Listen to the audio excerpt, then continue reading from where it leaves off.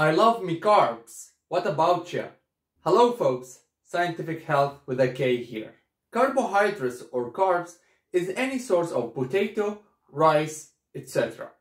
Our body breaks carbohydrates into glucose. Glucose or blood sugar is the main source of energy for our body's cells, tissues and organs. Is heating or cooling carbs that important? Well, the answer is yes. Heating and cooling any source of carbs in our meals such as rice or potato plays a major role in the cells absorbing it. It affects directly the insulin hormone by prolonging or shortening the glucose bonds. Cooking carbs for the first time will turn the glucose bonds into shorter ones and consequently leading to fast absorption. Now, cooling down carbs for 24 hours after cooking them will make the glucose bonds longer and turn them into slow absorbing resistant starch.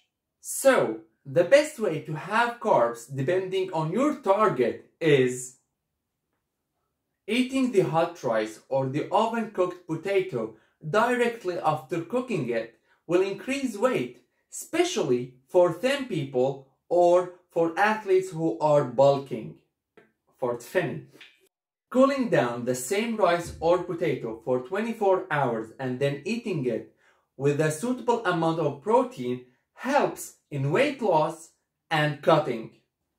Reheating carbs helps in the cutting phase and controlling the insulin hormone and the glucose levels in the blood, because controlling the insulin levels will reflect positively on fat loss. It is absolutely okay to eat directly after cooking the rice or potato and reheating the rest for the benefits we talked about. This means you are hitting two birds in one stone because you are working to reach your target and you are meal prepping for the next 2 days. At least, just remember, these simple, tiny details will mean nothing unless you are following a consistent diet.